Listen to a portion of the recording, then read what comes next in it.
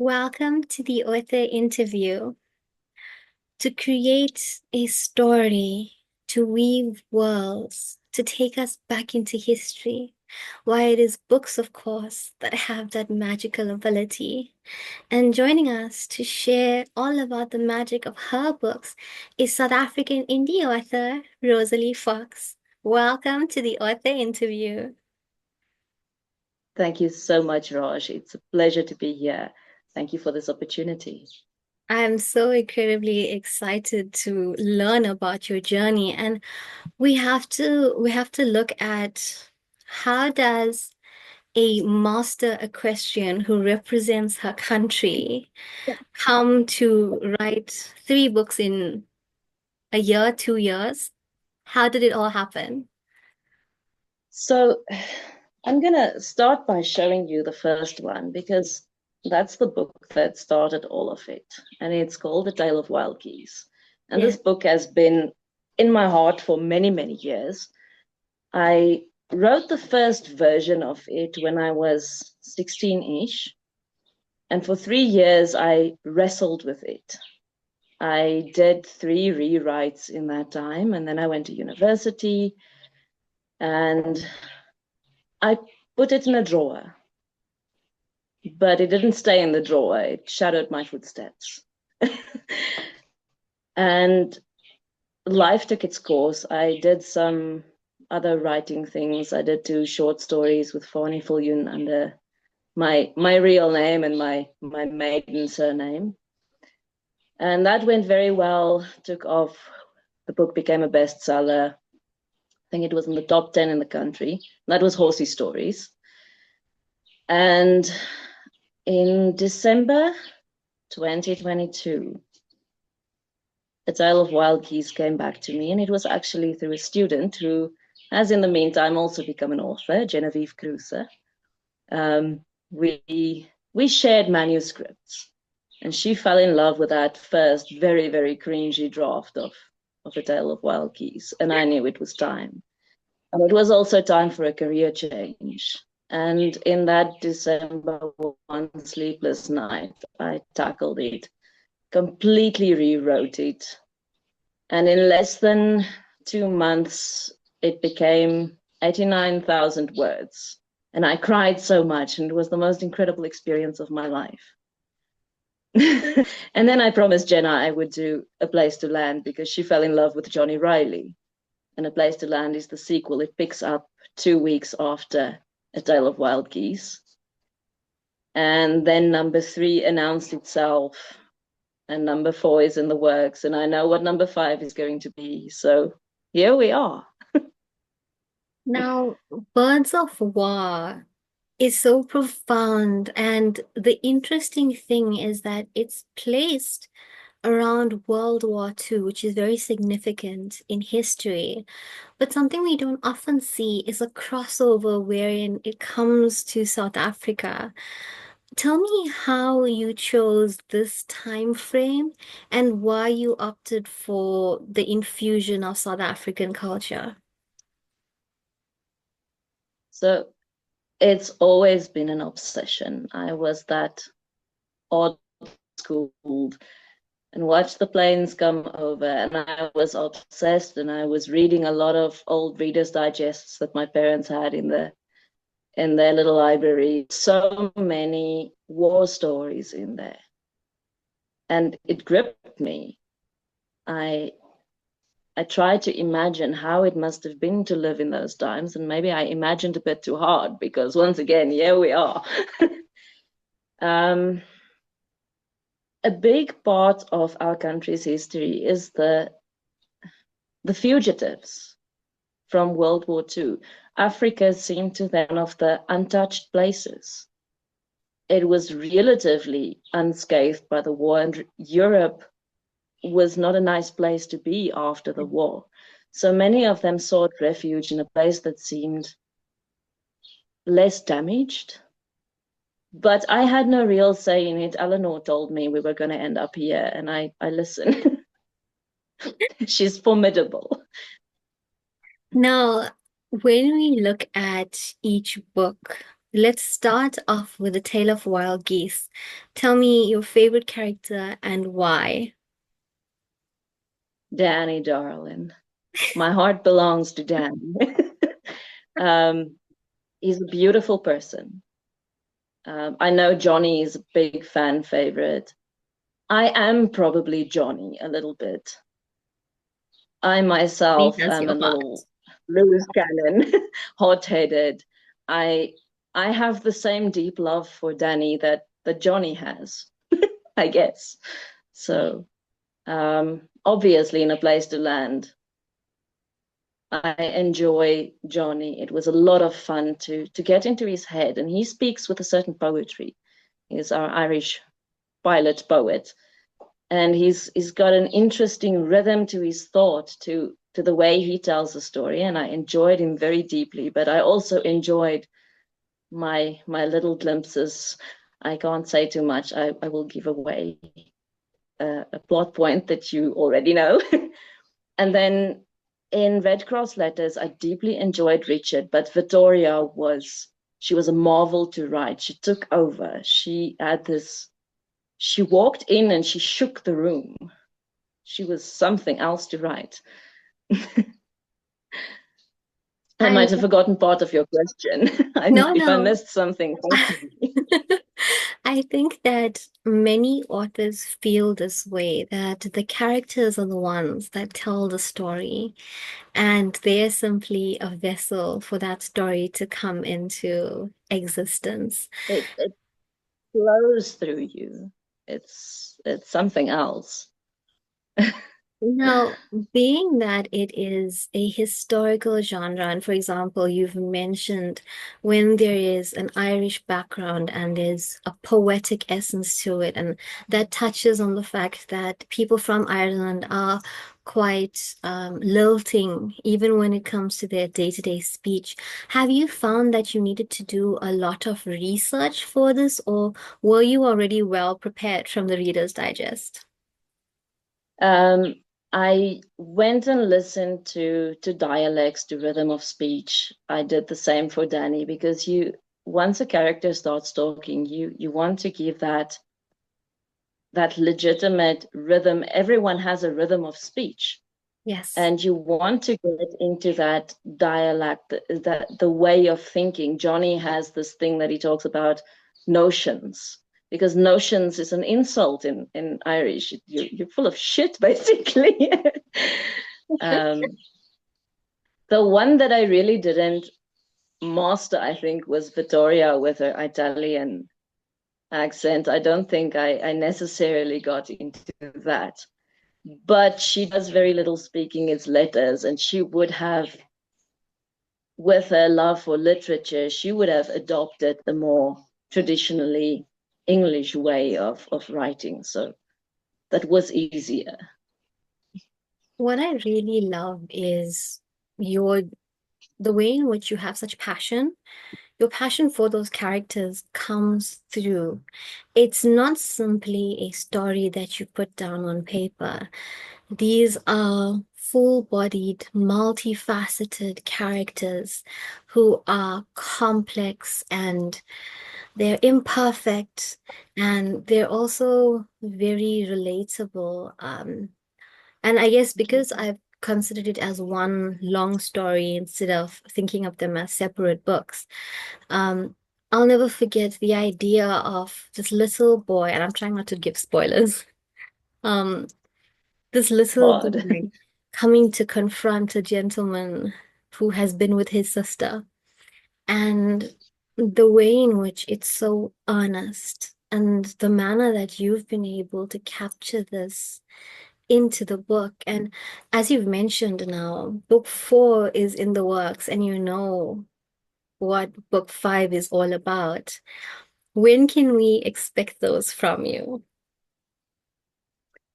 Originally, I planned to have another December launch.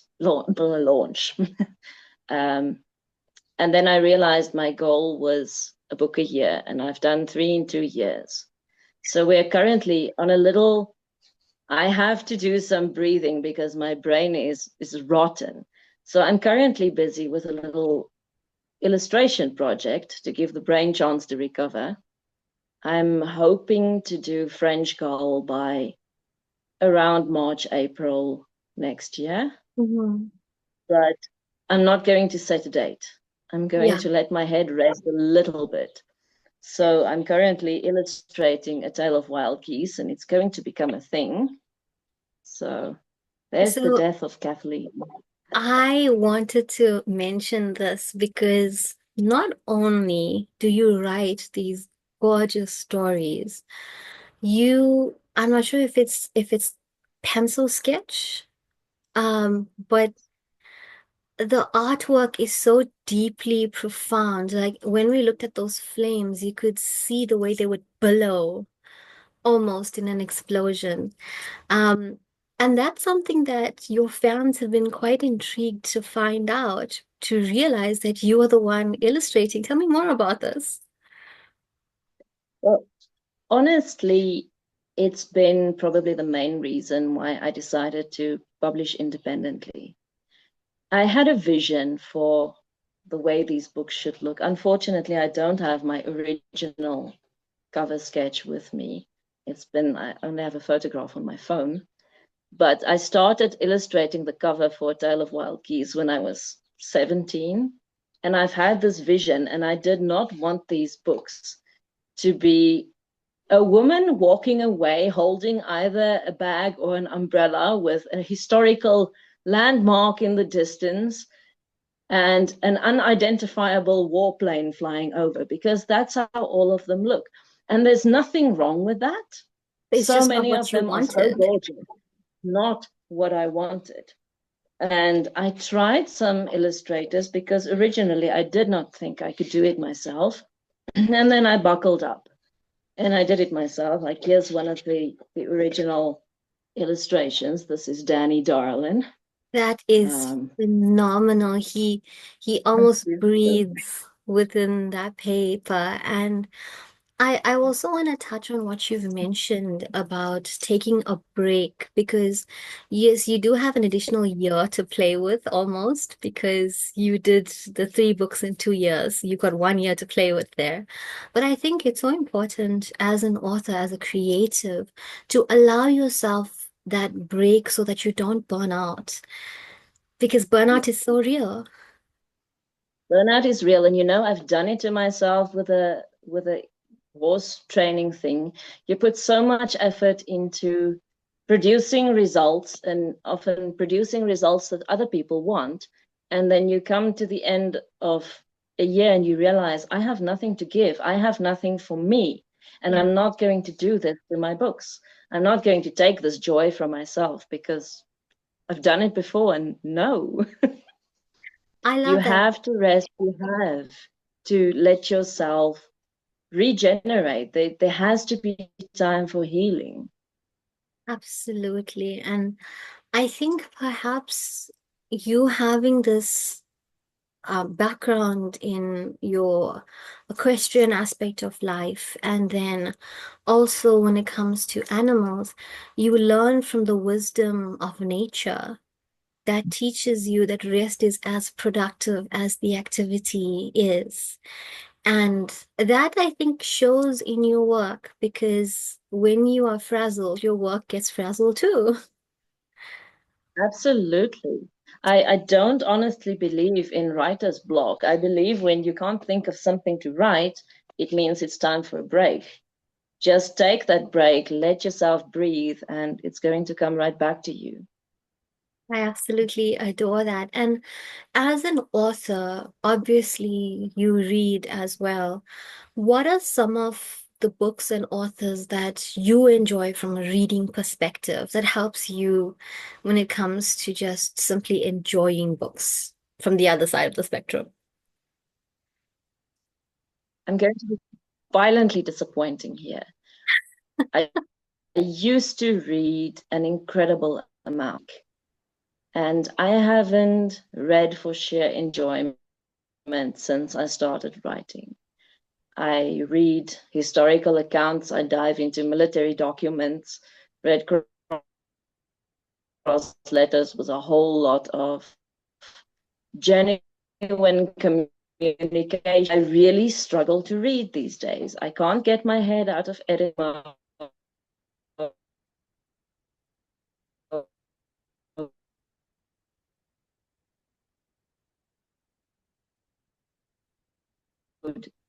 It's hard. So most of the books I think that shaped quite a bit, and it was actually written by a 14-year-old. And the daughter of Jack Higgins, he was busy writing The Eagle Has Landed, and she split off and she wrote her own little love story while she was 14 years old, and it was brilliant. That was something that just it stuck with me for all the years. I think that So it's yeah. it's so incredibly honest of you to say that your research and all of the things that go into making your books incredible does take up time.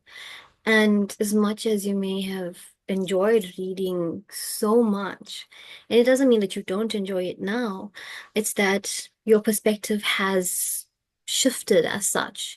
And there's nothing wrong with that because life is full of these ebbs and flows, like your books also illustrate in the way in which you've woven these tales. And I do want to ask if there is a young author out there that looks up to you, what guidance would you offer them when it comes to their work? I think learn your genre, learn what you enjoy, learn who motivates you, look for the reason why you enjoy it. Um, very, very definitely learn what is expected within a genre, because I have seen in the last 2 years so many, especially independent authors, write between genres and then complain there are no readers for them. You have to learn, because genres are there for a reason. People want what they want within this little block that they read. Yes. If you don't fit into anything, yes, you might be absolutely brilliant. But even if you are absolutely brilliant, if you write outside genres, you have to know exactly where the boundaries lie, know the rules before you start bending them, and learn as much as you can about writing. Take a course. It is very important. There are very, very few people out there who are literary geniuses without any coaching. And even they could be better with coaching. So learn, learn, learn, and read good books, read classics, even if they hurt your mind to read. I think that's some That was a really sound mouthful. advice. I think that's some really, really sound advice, Rosalie, because a lot of people have great stories to tell and don't necessarily know where to start. And going with the option of coaching, it helps you also to invest in yourself, in your dream and in your Yes. idea of what being an author can look like. And I want to thank you so much, not just for your time and your effort, but also for your contribution as an independent writer, an author, and just an indie brilliance in South Africa, because a lot of people are not aware that South Africa has phenomenal writers in every genre. So I want to thank you for also being a representative of that, for making people feel that, yes, maybe they've read stories that fell in this time frame before, but never before did it feature their home country, and representation is so powerful. So thank you so much, Rosalie. And if you are watching and would love to get your hands on The Birds of War, you can head over to www.willowtradingsa.co.za and click to cart, or you can head over to your local bookstore. That's Exclusive Books, Bargain Books, and Wordsworth. Rosalie, thank you so much, you literary genius. Thank you, Raj. I appreciate it so much.